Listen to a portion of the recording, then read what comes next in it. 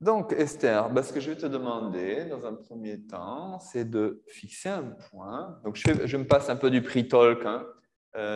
Si je peux le faire. Et qu'est-ce que tu as comme attente du coup, là, sur cette petite séance? Toi, qu'est-ce que tu as comme attente? Tu attends quoi? Ah bah rien, je sais pas ce que tu... Rien. Vivre des expériences d'hypnose? Oui. Ouais. Il y a des choses que tu veux pas vivre? Que tu veux pas qu'il se passe? Non? Ok, tu es prête à expérimenter. De toute façon, on verra au fur et à mesure. C'est confort pour toi, là, comme tu es là? Ça va? Ouais, pas de gros inconfort physique. En tout cas, tu peux peut-être prendre une grande respiration pour voilà, juste te décontracter un peu, te relâcher un petit peu. Et puis, on va empiler un petit peu différents phénomènes hypnotiques. On va travailler donc ces petits exercices que je veux vous montrer, que je veux que vous puissiez garder. Et parfois, lorsqu'on rentre dans un état d'hypnose, lorsque l'hypnose s'installe, il y a aussi du relâchement qui peut se créer, notamment si j'utilise la suggestion dors, ou dormir, dors. Cette suggestion, elle est assez connotée. Je ne sais pas si tu as déjà vécu ça, le fait de lâcher complètement sur une suggestion d'or. Non. Donc, en définitive, il s'agit d'un lâcher-prise physique et mental. En gros, si je prends le bras et rien, ouais, c'est un relâchement un peu comme ça. Physiquement et mentalement, il y a tout qui se relâche et ça peut être très confortable de glisser dans quelque chose d'un peu plus profond. Et ce que j'aimerais, c'est qu'une part inconsciente de toi maintienne une solidité des jambes, que les jambes et les pieds restent bien ancrés dans le sol. Et ça, cette suggestion, l'inconscient la prend bien. Donc, même si je te suggère de dormir, parce qu'à un moment donné, je sens que c'est mûr et que tu as envie de plonger dans un état d'hypnose un peu plus profond, les pieds et les jambes seront bien ancrés dans le sol, tu vois, un petit peu comme le tronc d'un arbre là, qui est bien enraciné, bien fixé. Et du coup, ce sera confortable pour toi de lâcher éventuellement la tête, le haut du corps, le mental, et de plonger à l'intérieur de toi comme ça. OK? Et pour l'instant, je vais juste te demander d'ouvrir les yeux. Et puis, on va faire le phénomène le plus simple. Alors évidemment, c'est un client, je ne le dirai pas. Hein. Je vais simplement te demander déjà d'observer un petit peu l'équilibre de ton corps et de sentir comment spontanément ton corps est légèrement attiré vers l'arrière maintenant. Voilà. Et laisser l'équilibre se rétablir et sentir comment maintenant ton corps va être attiré vers l'avant. OK. Et de nouveau laisser l'équilibre se rétablir. OK. Et retrouver un équilibre total. Tu sais comment pour toi? Tu dirais sur une échelle de 0 à 10, l'état d'hypnose, il y a combien là déjà?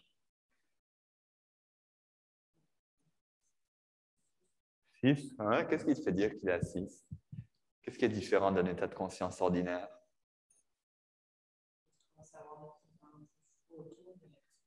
Il n'y a que ce point.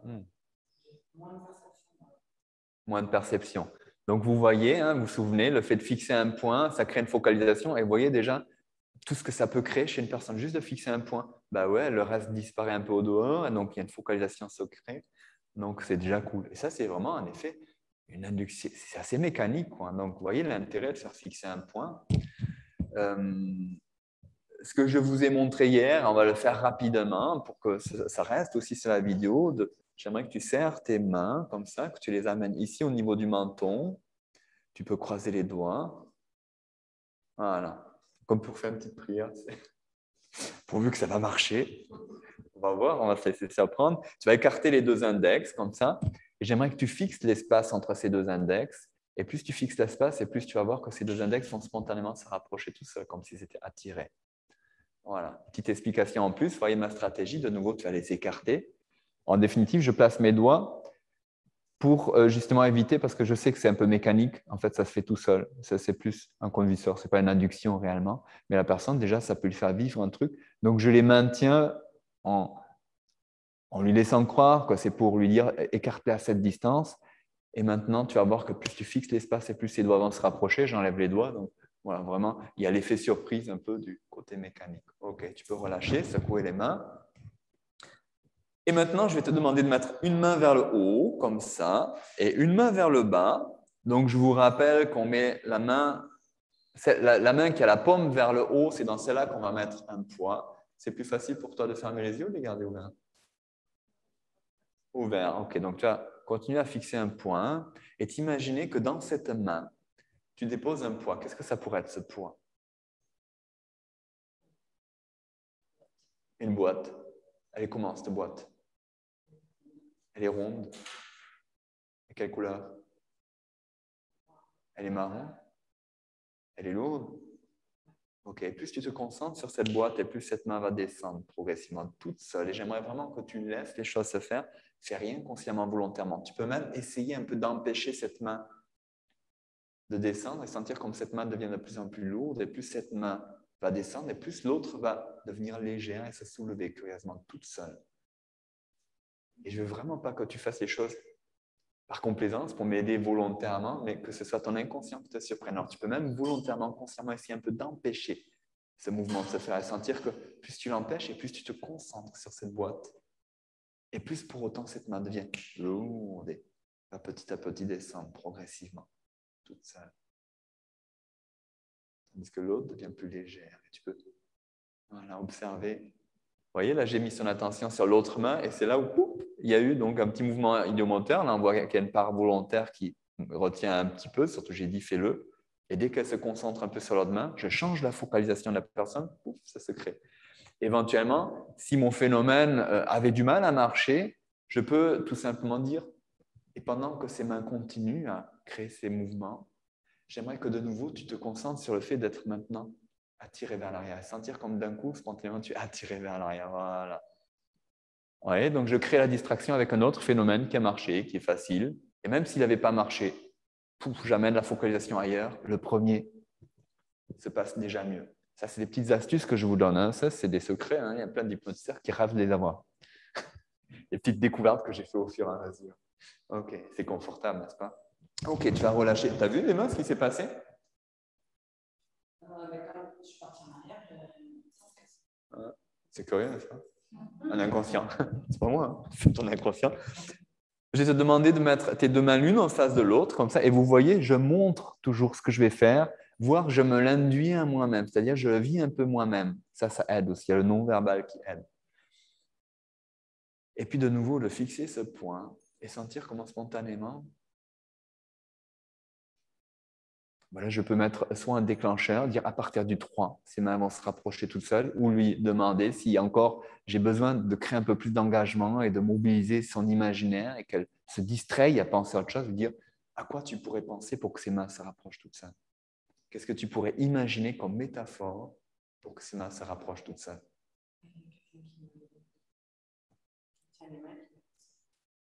OK. Et ces mains qui resserrent les tiennes, c'est des mains d'homme ou de femme, tu dirais? D'enfant. OK, prends plaisir juste à imaginer ces mains d'enfant et sentir comment de plus en plus toute seule, quelque chose se passe en toi. Et tandis que ces mains se rapprochent toutes seules de plus en plus, un état d'hypnose va commencer à s'approfondir.